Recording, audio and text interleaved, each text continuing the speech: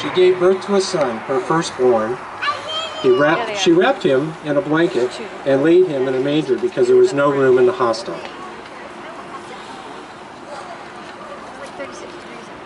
There were shepherders camping in the neighborhood. They had set night watches over their sheep.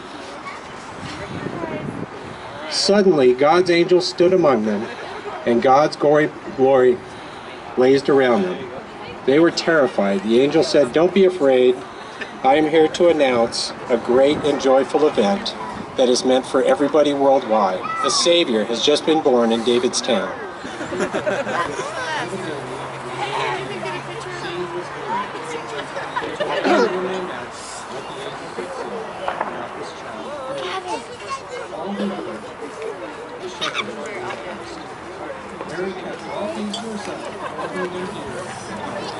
It is November 20th here in Los Angeles at the LA Auto Show, South Hall. This is the Fiat 500e electric car from Fiat. Sells for about $31,000 and has a battery that can be charged in less than 4 hours. Unlike some of the other electric cars we've seen, the display here is right in front of the steering wheel. That's the display screen. It had a 51 mile range, so I expect that is on the battery. The phone controls are here on the left, where you can see main phone, main, and sound, and also voice volume. Shifter is pretty simple. Park, reverse, neutral, and drive. I have to present this, but it's fortunate. This year we have nominated your WSSP2 project through American Public Works Association, and you received an award for that project. I would like to present that to the board, and thank you for the great job you guys. Well, thank you very much. Chart of the 2-year Treasury yield for the past 10 years. And as you can see, we are all the way on the far right-hand side, and we are still in a very low interest rate environment. What happened during the third quarter from July to September, which is what we're talking to you about today, is that very small blip in the bottom right-hand corner where rates rose just a little bit. But overall, rates are still low, still well below the 10-year averages. The reason for the volatility in the third quarter was due to news about the Federal Reserve. We started to hear rumor in May and June that the Federal Reserve was thinking about beginning to slow down the pace of purchases of treasuries and agency mortgage-backed securities that they make every month. Currently, they're buying $85 billion in treasuries and agency mortgage-backed securities every month, and they're thinking about, taking that number down to something smaller than that. There's no indication as to what that number is. But by September, when they actually met and were thought to be slowing down their purchases, they actually decided not to, which was sort of a shock to the market. Because the market had really already priced in this change in the Federal Reserve's programs. The Federal Reserve throughout the credit crisis has provided a lot of liquidity for the market, to banks, to financial institutions to prop up and maintain the health of the financial markets. And as they have done that, their balance sheet has grown considerably. You can see on the chart here on page 3 that in 2008 it was about $1.5 trillion, and now it's closer to $4 trillion. And this is because of the programs that they have to purchase these securities. Now, as they slow down the pace of those purchases, they will in effect be limiting the growth of their balance sheet every month, and this should come back down to a more normal level at some point.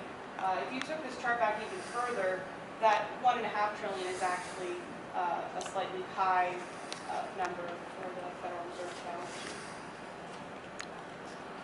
If we zoom in on what was going on over the past 2 quarters, and here I've annotated a chart of the 3-year Treasury, you can see where the news of the Federal Reserve discussing this, what is called a taper, the slowing down of their purchases, how that started to send yields up in May, a big spike in June, and then further increases in rates in August and through the beginning of September. When we had a weak jobs report, or August and the beginning of September, that's where rates peaked and the market started to turn around. We started to have rates come back down. Larry Summers, the other contender for the Federal Reserve chairmanship, pulled out and leaving Janet Yellen as the only nominee for the Federal Reserve chairmanship.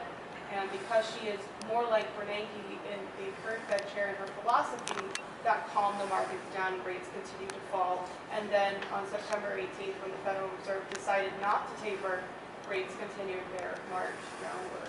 Now that we're entering this new phase, and I'm just going to back up to that yield curve, now that we're entering this new phase of the markets and there has been a blip up in interest rates, we're going to be looking as much as possible to enhance the return through higher yields. Now, the one thing that we have right now, this board has directed us to not invest any securities longer than 2 years, because I believe that your concern is that if interest rates continue to rise higher, they'll devalue the existing portfolio. And we understand that. But given where our philosophy is of how quickly rates will rise and to what level, we do think that there are some opportunities in securities in the longer maturities. But the interesting thing is, if you focus here on the 2-year range, you can see that just looking at the chart, where back in March you could pick up a yield of 24 basis points. Now you're looking at 32. Even in the 3-year, it was 38 basis points. That almost doubled. It's now 63. So those are the kinds of things that we're going to look for. And if we can't do it through longer maturities, we're going to try and do it through the other sectors that are available to us. And as Sarah stated, mainly that's going to come from very, very high credit quality corporate securities. Those are securities that we have vetted, we've run through our credit process, and we feel are appropriate for a local government investment or investment portfolio to hold. So I mentioned about active management. Here's an example of that. I've shown you a sample of this before.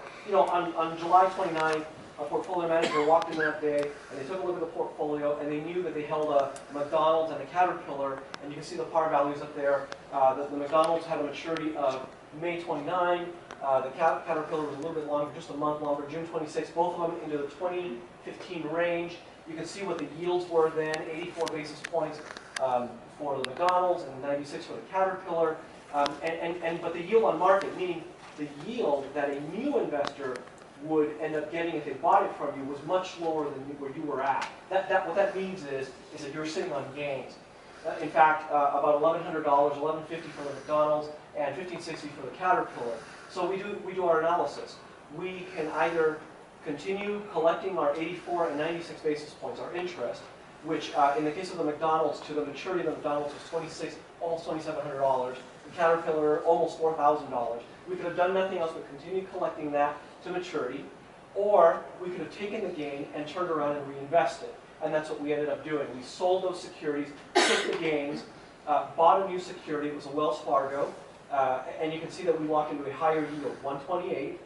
And now the new yield that you're earning to the maturity date of the original security, in this instance we're looking at the McDonald's, the earlier one, that higher yield plus the gains paid you more than had you just done nothing. Now the cost to this, because there's a cost to everything, the cost to this, of course, is that with the Wells Fargo, you extended an additional year. I do want to point out, that's a 3-year security when we bought it, but we bought that right before we were given the 2-year directive. So we're not